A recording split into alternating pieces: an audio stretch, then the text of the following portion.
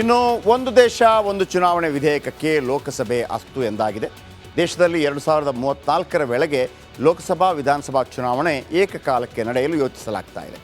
ಈ ನಿಟ್ಟಿನಲ್ಲಿ ಅನುವಾಗುವಂತೆ ಸಂವಿಧಾನ ತಿದ್ದುಪಡಿ ಮಾಡುವ 2 ಮಸೂದೆಗಳನ್ನು 39 ಸದಸ್ಯರ ಜಂಟಿ ಸಂಸದೀಯ ಸಮಿತಿಗೆ ಕಳುಹಿಸಲಾಗಿದೆ.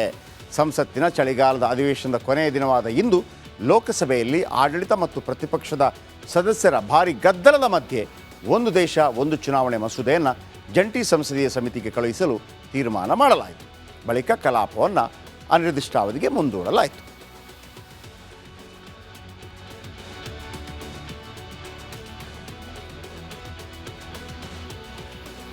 ಈ ಒನ್ ನೇಷನ್ ಒನ್ ಎಲೆಕ್ಷನ್ ಏನಾಗುತ್ತೆ?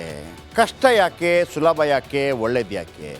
ನೋಡಿ, ಭಾರತದ ಜನಸಂಖ್ಯೆ 140 ಕೋಟಿ, ಅದರಲ್ಲಿ 90 ಕೋಟಿ ಜನ ವೋಟ್ ಹಾಕ್ತಾರೆ.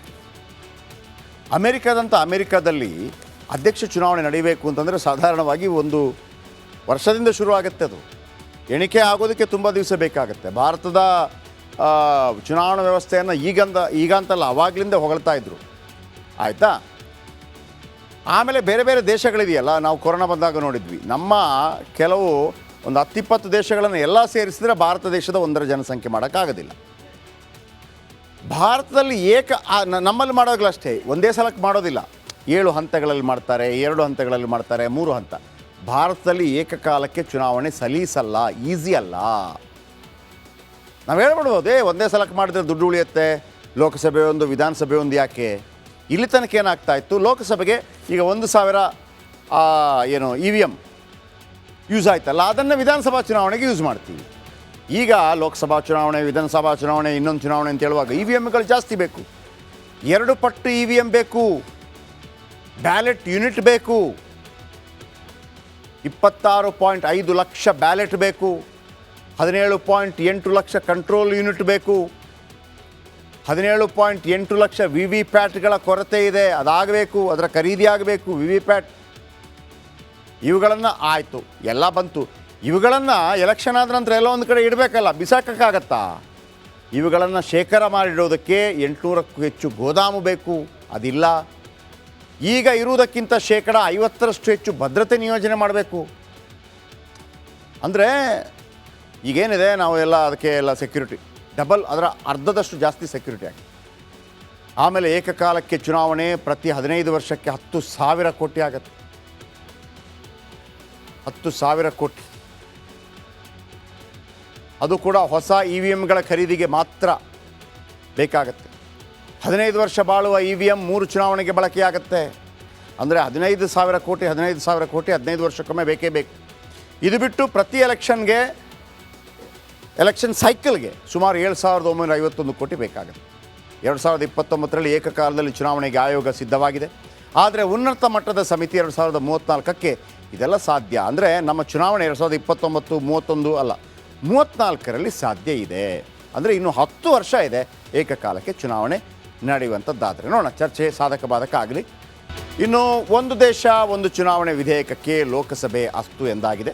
ದೇಶದಲ್ಲಿ 2034ರ ವೇಳೆಗೆ ಲೋಕಸಭಾ ವಿಧಾನಸಭಾ ಚುನಾವಣೆ ಏಕಕಾಲಕ್ಕೆ ನಡೆಯಲು ಯೋಚಿಸಲಾಗ್ತಾ ಇದೆ. ಈ ನಿಟ್ಟಿನಲ್ಲಿ ಅನುವಾಗುವಂತೆ ಸಂವಿಧಾನ ತಿದ್ದುಪಡಿ ಮಾಡುವ 2 ಮಸೂದೆಗಳನ್ನು 39 ಸದಸ್ಯರ ಜಂಟಿ ಸಂಸದೀಯ ಸಮಿತಿಗೆ ಕಳುಹಿಸಲಾಗಿದೆ. ಸಂಸತ್ತಿನ ಚಳಿಗಾಲದ ಅಧಿವೇಶನದ ಕೊನೆಯ ದಿನವಾದ ಇಂದು ಲೋಕಸಭೆಯಲ್ಲಿ ಆಡಳಿತ ಮತ್ತು ಪ್ರತಿಪಕ್ಷದ ಸದಸ್ಯರ ಭಾರಿ ಗದ್ದಲದ ಮಧ್ಯೆ ಒಂದು ದೇಶ ಒಂದು ಚುನಾವಣೆ ಮಸೂದೆಯನ್ನು ಜಂಟಿ ಸಂಸದೀಯ ಸಮಿತಿಗೆ ಕಳುಹಿಸಲು ತೀರ್ಮಾನ ಮಾಡಲಾಯಿತು. ಬಳಿಕ ಕಲಾಪವನ್ನು ಅನಿರ್ದಿಷ್ಟಾವಧಿಗೆ ಮುಂದೂಡಲಾಯಿತು.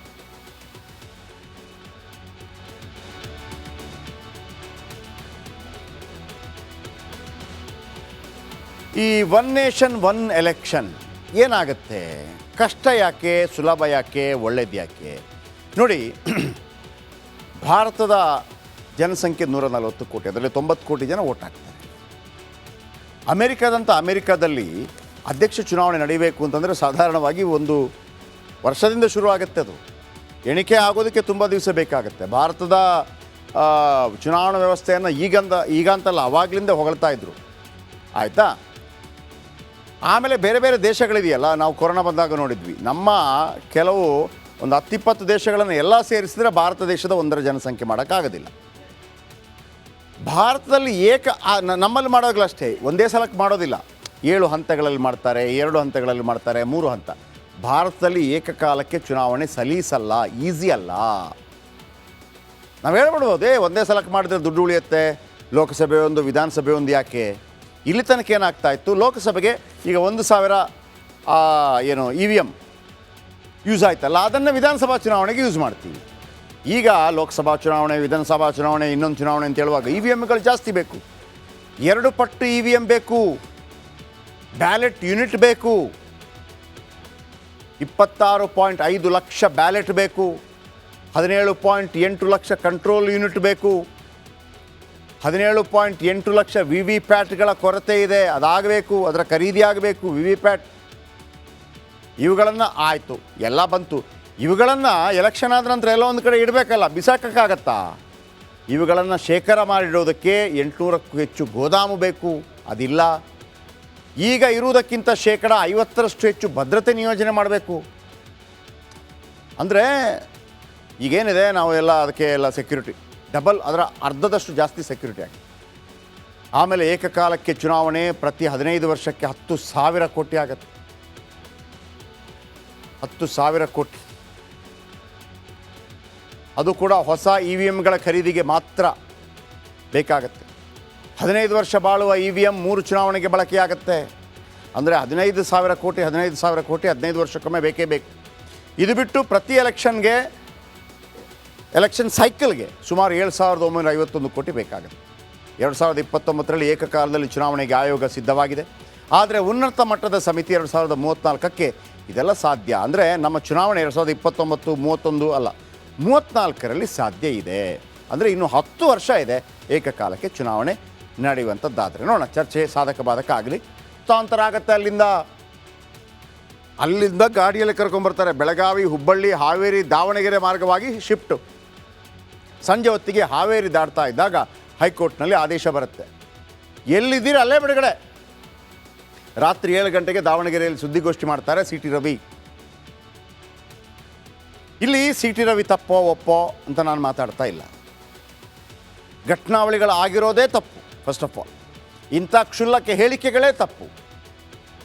ಜನಪ್ರತಿನಿಧಿಗಳು ಅಂತಂದರೆ ಹೆಂಗಿರಬೇಕು?